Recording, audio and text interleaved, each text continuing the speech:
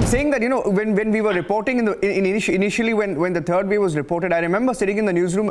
It was a Saturday. I still remember one of the first flights that brought in the oxygen concentrators, not the concentrators, the cryogenic tanks, was from Singapore. One of the first countries to step in and help India was Singapore. And I agree with you that, today if you can question one chief minister, tomorrow you can question any chief minister. I think the diplomatic lines have to be drawn. Let me put that question to Manaswi. Manaswi, look at what's happening worldwide, okay? Worldwide. Yeah, PK Basu, I'm coming to you. I'll just take one question with him. Okay, PK Basu is from Singapore. He has an idea about Singapore. With your permission, can I go to him and I'll come to you? Okay, let me put that to PK Basu. PK Basu is nodding his head. Yeah, PK, go ahead. He's waiting to come in. Go ahead, PK Basu, go ahead. Well, I think it's important to understand. I think it's important to understand Singapore. Singapore is a close friend of India. Yeah. Early in this crisis, Singapore provided enormous support. When the second wave began, Singapore provided enormous support to India. Now, in Singapore, you must realize that Singapore is a Chinese majority city.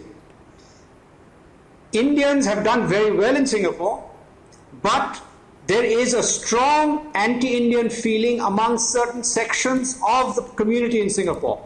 I've been receiving WhatsApp messages claiming that almost every new case in Singapore is of an Indian visitor to Singapore. This is a lie, but it is spread very widely among people in Singapore. So it is, you are essentially throwing a match into a burning fire and making it worse by making this kind of irresponsible statement. The Chief Minister of Delhi really should not be making remarks for which there is no factual basis and which is causing a huge diplomatic spat and causing trouble for Indians in Singapore. There's a large community of Indians in Singapore who have prospered there, but they are being jeopardized. Their situation there is being jeopardized by such irresponsible behavior and statements by an Indian politician who's unfortunately a demagogue, who's given to demagoguery. Now, with regard to children, I think it's important to understand, my child, my 10-year-old daughter has just recovered from COVID. So I'm speaking with experience. Children, yes, are much more vulnerable to this strain, but they are able to recover. So the policy in India has been to begin with those who are most vulnerable. So India did the right thing by first getting 60 and over people, then getting 45 and overs, and then moving to the 18 and overs gradually.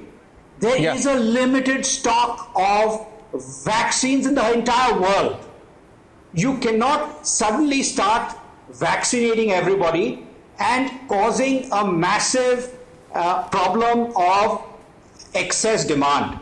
If you want excess demand, then you have to have it priced by the market.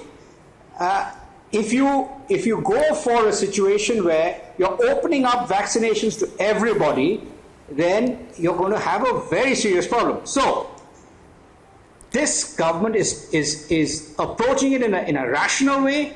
It is important that we don't allow demagogues to go around making diplomatic trouble, making false remarks about so-called Singapore variants which don't exist.